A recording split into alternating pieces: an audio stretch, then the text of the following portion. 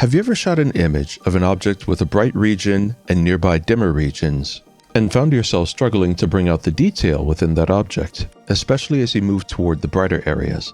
Galaxies are great examples of this problem. The galaxy that you're looking at in these four images is Messier 81, otherwise known as Bode's Galaxy, an almost textbook grand design spiral galaxy, meaning it has very well defined arms. It's a very beautiful galaxy, very symmetrical. And it's easily visible year-round and quite easy to image since from the northern hemisphere it's almost always well positioned. But this galaxy, like most galaxies, does have the problem that the core region is much brighter than the detail around the outer arms. As an astrophotographer, this may pose you with a problem. Do you develop for the outer dimness or the inner brightness? To bring out the most light, shadow, color, and detail throughout the image, you may opt to compromise and develop for the dim and moderately bright areas. However, it is possible to develop for all the areas at the same time and maximize the detail both in the very brightest areas, here in M81 that's the core, as well as the detail that shows up in the dimmer areas of the galaxy. It's a bit of an advanced procedure, but I'm going to show you how now. Now right now I'm just doing my pre-development. Now I shot the galaxy using a monochrome camera using LRGB filters, which I pretty much always use since I live in a dark sky region between border 1 and 2. And I've already stacked the information using PixInsight's weighted batch preprocessor, which is a very, very good stacker. It's one of the things I really love about PixInsight. I know I knock PixInsight all the time. It's the way it goes about developing. It's a capable developer, but it develops in just such a weird, archaic way. It reminds me of Photoshop way back when it first came out. So I don't ever use it for developing, but I do like it as a stacker, and I do like it for the early preparation of images. In those areas, it is still very strong software. So before I stack the information, I'm going to go through my usual pre-development preparation, which is very first thing, I take the masters and run Blur Exterminator on them, both in the correct mode and then the default mode. The correct mode, I probably really don't need to use it since the Schmidt-Cassegrain telescope that I favor for most of my astrophotography, the Celestron C8, or the 203mm aperture version of the Celestron SCT, and not the Edge version, by the way, just the regular C8, has very, very good optics, and I don't really see any aberrations among my stars, but I run it anyway. It can't hurt. Just make sure that everything's good. And then I run it in the default mode, which really takes care of the deconvolution and sharpens up the detail. And I do this before there's any further development, before anything else happens to the information. And by experimentation, I found one gets the best results by sharpening each master individually. It's a small improvement, but really great images are built upon lots of small improvements. And so it takes a little extra time, a few extra minutes in the developing process, but as I look at it, if you're going to spend hours or possibly even days, or in my case, sometimes several months gathering information for a single target, you might as well take the time to develop it to the very best of your ability. The next thing that I'll do is I'll run star alignment and use the luminance channel as the reference image and align the RG and B masters to it.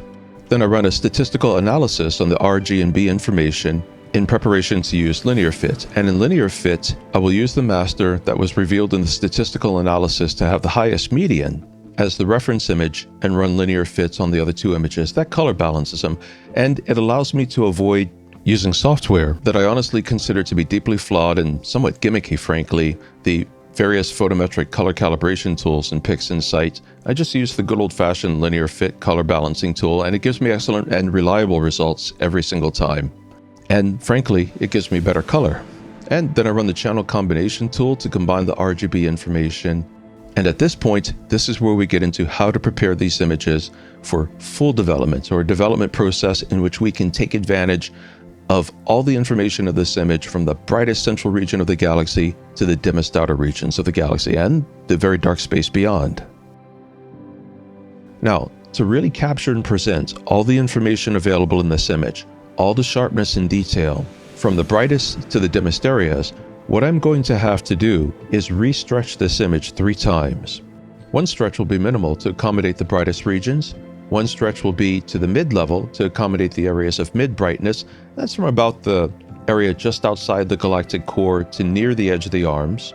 And one stretch will be maximal to accommodate the dimmest regions from the very edge of the arms and throughout the space, to also encompass a lot of the IFN or integrated flux nebula that is visible, though extremely dim, around the M81 galaxy. But the first thing I'm going to do is develop my star plates. Usually I will just take star plates from the RGB information. That gives stars with the best color. But I also want to use this image to study deep field astronomy, so I want to capture and present all the objects captured within the information. So I'm going to extract star plates from both the RGB and the luminance masters. To make my star plates, I'll clone the RGB information first. Then I'll operate the screen transfer function by hitting Ctrl-A. So the screen transfer function will balance the brightness of the image. I found the screen transfer function does a very good job bringing out the stars, but not blowing out the whatever DSO it is that you're trying to shoot. However, it is heavy on the black point, but it does work for revealing stars and other deep sky objects that are not galaxies and nebulae. Then I'll move the action icon from the screen transfer function tool to the histogram tool, which sets the screen transfer function's function into the histogram stretching tool. Then I'll move the action icon from the histogram tool over the RGB star plate, which actually sets the screen transfer function stretch into the RGB star plate. Then I'll run the noise exterminator on the RGB star plate, which cleans up those stars and deep sky objects just as much as possible. Then I'll run the star exterminator and extract my star plate. This I'll save as a 16-bit lossless TIFF, and then discard what's left over from the image. That is the starless version of the image. I have no further need of it. I'm going to do the same operation on the luminance image. I'm not going to show it though because it's the exact same procedure. Now, with the RGB star plate made and out of the way, I'm going to run the star exterminator on the unstretched image and discard the unstretched star plate. And on this unstretched, starless star plate, it's time to make our 3 new, differently stretched RGB images to work with. To create a clone to stretch, all I have to do is click and drag on the image tab. The image is not actually stretched right now, you're just seeing the screen transfer function effect on the image. Now, I'll open the histogram tool, drag the image tab into the view selection area so that I can see its histogram, start a live viewing window, and turn off the STF stretch, which will make the image black. And now I'm going to very gently stretch the master histogram line till I can best make out the form of the core and the structure immediately around it. To do this, I'll grab the middle tab on the histogram viewer screen and move it to the left, which elevates the histogram stretch line. And I'll grab the left tab and move it toward the beginning of the histogram tab to increase the black point. This helps to increase the depth of the darkness and creates a sort of admission barrier to prevent low-level noise from getting through. Then I'll drag the action icon over the image to set it, and then run the noise exterminator on it, and finally save the dim stretched denoise image as a 16-bit lossless TIFF. I know some persons occasionally suggest saving as 32 bits, and I've tried that, but it creates files that are immense memory hogs, and I just don't find there is that much more benefit to using 32-bit over 16-bit files. Really, in my experience, saving them as 16-bit images is quite enough. Maybe one day I will use 32-bit images. I don't know, if I get a new computer with a lot more memory and a much more powerful GPU, but I'm using a pretty good computer now with a pretty good video card. It's not the very latest, but it is pretty good. And I just don't find any real benefits in working with 32-bit files. Now, I'm going to use the exact same procedure to create a new image stretched for the mid-range. Just like before, I'll clone the original unstretched master, name it RGB_mid, open the histogram stretching tool and create a live preview window, and then move the middle icon up a bit further, aiming to stretch the middle brightness regions of the galaxy to reveal the maximum amount of detail. Once this is done, I'll run the noise exterminator on the new mid-brightness image and also save it as a 16-bit lossless TIFF. Finally, I'm going to do the exact same procedure again on the RGB unstretched master. I'll click and drag on the tab to create a new clone, dub this one RGB Bright or BRT, and then run the histogram stretching tool on it with the goal of maximizing the appearance of the darkest regions of the image. That's from the very outer areas of the arms, throughout the black regions of space where there is also a lot of IFN hidden. In addition, there is also a dwarf galaxy and far distant galaxies visible in this image, and I want to bring all of those out with this final stretch. And as before, after the stretch is applied, then I'll run the noise exterminator. The noise exterminator only runs well on stretched images. If you stretch an image before running the noise exterminator, you're likely to end up with artifacts. That's why the noise exterminator gets run after stretching. And this final denoised, brightness stretched image is also saved as a 16-bit lossless TIFF. I'm now going to do the exact same thing on the luminance master. I'm not going to show it because it really is the exact same procedure. The only difference is there's no color in the luminance master. Once that's done, we'll have 6 new images created: dim, mid, and bright versions of the RGB and luminance masters, as well as a luminance and RGB star plate. And then we're going to open up Affinity Photo and begin to combine this information back together strategically in such a way as will give us the best view of all the information combined. In Affinity Photo, I'm going to begin by dragging in the new RGB plates. I'll start by dragging in the dim. It will form the foundation layer. Then I'll drag in the RGB mid. It will form the mid layer, and then I'll drag in the RGB bright to form the top layer. Then I'm going to combine the information in these layers by using a process called compositing. Compositing is a term mostly from video development. In Affinity Photo, it's known as blending, but it's the same thing. It's a method of combining the information from various layers of an image. There are various composite modes such as screen, which simply adds information to information; lighten, which adds information while respecting the brighter layers to avoid blowing them out; soft light, which adds information but also adds contrast to create a more contrasty image, and so on and so forth. There are almost 40 composite modes available within Affinity Photo to choose from. For astrophotography, the most useful composite modes are screen, lighten, soft light, and luminosity. To begin with, I'm going to click off the bright layer. It's still in the layer stack, it's just going to be invisible, and this will allow us to work only with the mid and dim layers first. And I'm going to apply the lighten composite mode to the mid layer so that it adds its information to the dim layer. This brings in the mid-range sharpness detail, best presenting the sharpness throughout the arms of the galaxy. And it prevents the very bright core brightness from the mid-range image from adding to the dim brightness of the dim-range image and thus being blown out. However, the core brightness of the mid-range image still drowns out the detail from the dim image in the core. So I've opened a general mask, and inside that mask opened a luminance mask. And then I'll draw down the luminance mask curve to prevent the brightest information from the mid-range mask from showing through, and this will allow the fine detail and shape of the core from the dim image to be conserved, thus carrying the fine detail and the light balance from the dim image into the mid-range image. Now I'm going to do the exact same thing with the RGB bright layer. I'll turn the bright layer back on, then open up a general mask inside of it, and then open up a luminance mask inside the general mask, and then partially draw down the luminance curve to prevent the brightness of the bright layer from drowning out the core and the mid-range brightness of the galactic arms. But this will allow the dimmer light from the dimmer regions of the outer part of the galaxy and throughout space and all around the area revealed in the dwarf galaxies, the distant galaxies, and the IFN to show through. Then I right-clicked on one of the layers and selected Merge Visible. This merged all the new color and brightness balanced information into a single new pixel layer, which was named RGB Pix. This was denoised using the Noise Exterminator in Affinity Photo. Yes, if Noise Exterminator runs in Affinity Photo, and then saved. Now I'm going to draw on the dim, mid-brightness, and bright luminance versions of the image and adjust them in the same way. To save time, I'm not going to go over the development of the luminance images because I use the exact same techniques that I did for the RGB. At the end of the processing of the luminance masters, I made the RGB pix layer invisible and then used the Merge Visible option to create a combined pixel image of the brightness and detail balanced rendition of the luminance images.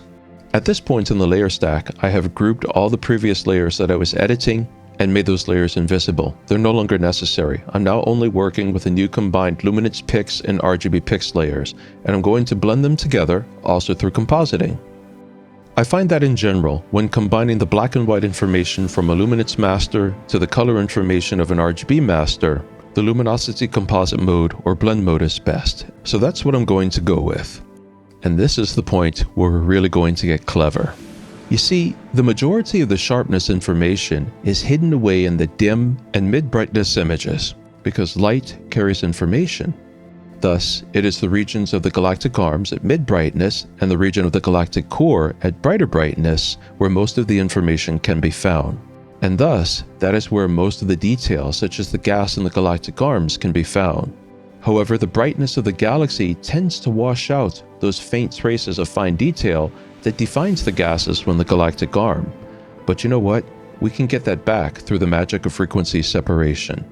So what I've done while I've been talking is dragged in the dim, RGB, and luminance images into the layer stack, at the top of the layer stack once again, and I'm going to run frequency separation on each of those layers.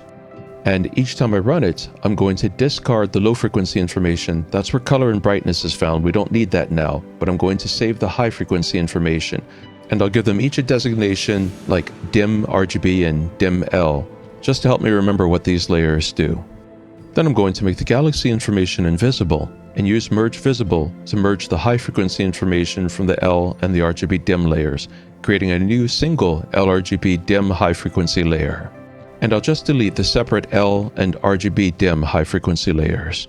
Then I'm going to change the composite mode on the new dim LRGB high frequency layer to soft light, so that it adds its high frequency sharpness more gently to the galaxy information below. As you can see, this has an immediate and profound impact on the image. It develops the detail in the galaxy, especially the detail immediately around the galactic core, and even enhances the detail in the outer regions of the galaxy. Now, to make sure I conserve as much detail in the dimmer regions of the galaxy and throughout the rest of the image as possible, I'm going to do the exact same procedure with the mid-range brightness high frequency information.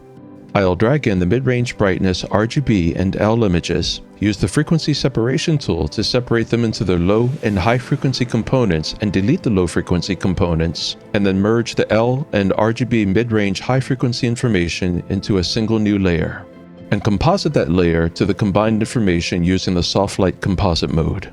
This will create a new mid-range LRGB high frequency layer at the top of the layer stack, so its information will be added to the dim high frequency information, which itself is already added to the combined LRGB information of the galaxy.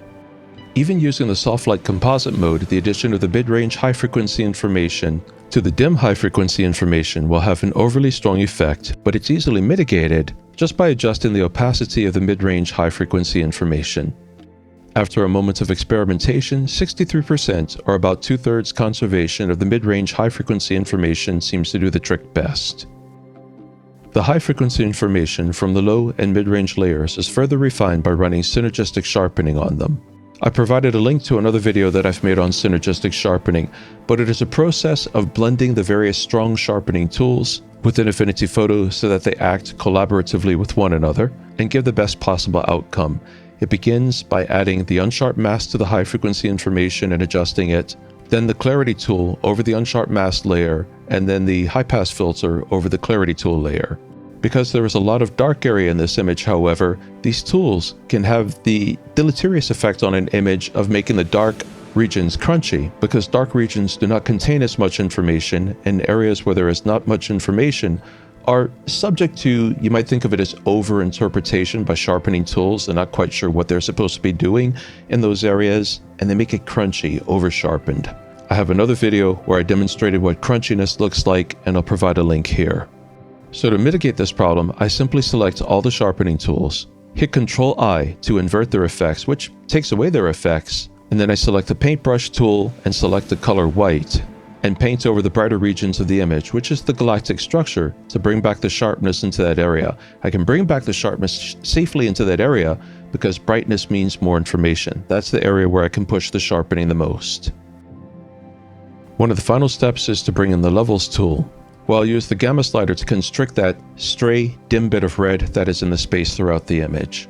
Gamma constricts the appearance of any specific color channel or all three color channels combined to narrow ranges of brightness, both on the dim side and the bright side. And generally, it's a more useful tool to clean up dark space around galaxies and enhance contrast and do color balancing than more commonly used tools such as the curves tool or the color channel adjuster. In fact, for me, the levels tool has even pretty much eliminated the use of other tools such as SCNR to clean up color within an image. The adjustments are just much more precise with much less loss of information by using the levels tool. And then finally, I brought the RGB and luminance star plates back into the image. Now, very often I only import RGB star plates back into an image because it gives more colorful stars. But as I'm shooting another galaxy here, and I'm very interested in preserving all the deep field objects around the galaxy, and there are many. There are far distant galaxies in this image, billions of light years away, and beyond them there are quasars. I want all of these things to show up in the image. And luminance information shot on a monochrome camera captures information much faster and more effectively. So for this image, it's really imperative to combine the luminance information with the RGB information. So I'm bringing in both plates, even though it's going to cost me a little bit in the presentation of the color of the stars. But I'll mitigate that to a degree with a strategic application of compositing in how I bring the stars back into the image. I'll use the screen composite mode on the RGB channel so that as much as possible of its light is added to the image. And then I'll use the light and composite mode on the L star plate, that is, the star plate derived from the luminance master, so that it adds its information while respecting the bright information from the RGB plate, which will also help to preserve some of the color. There's still going to be some color fading, so I'll add some saturation into the RGB star plate as well, using the vibrance tool. I don't usually like to do that. I like things to present their natural colors within my image. I don't like the look of these modern hypercolor saturated images that I see these days. But to get the color to show through better, I do have to add a bit to the saturation. I'm going to add it very carefully so that it begins to show through without being overemphasized. You can clip color or essentially blow it out in the same way that you can clip brightness. And that shows up as color artifacts in regions of tightly and artificially defined shapes of color within an image. And from this, we get our final image, a rendition of Messier 81, or Bode's galaxy, a neighbor of the nearby beautiful starburst galaxy Messier 82, that is famous for its nearly perfect symmetrical beauty, which is found in grand design spiral galaxies. It is also a famously dusty region of the sky due to the presence of the integrated flux nebula in the area, dust that is outside of our galaxy but surrounds it and is illuminated by the flux or combined light from all the stars of the Milky Way galaxy. At a bit under 12 million light-years away, it's a relatively close galaxy. But far off in the deep space surrounding this galaxy, we can see other galaxies up to billions of light-years away.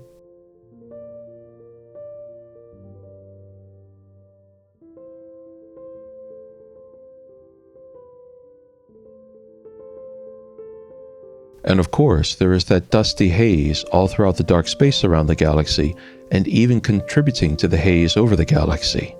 And a strategic application of luminance balancing, like we have done in this video, and frequency separation to re-import and emphasize the high-frequency information or detail of the structure of the galaxy that was washed out by its own brightness, contributes to bringing out all the detail to be found in this amazing deep sky object and its surrounding deep field environs.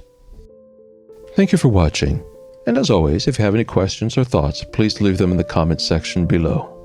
I hope that you can use these techniques to improve your own images, not just for beauty, but also to discover the detail, the structure within them, and study that. And I also hope the weather wherever you are is cooperating so that you too can get out there and shoot the sky.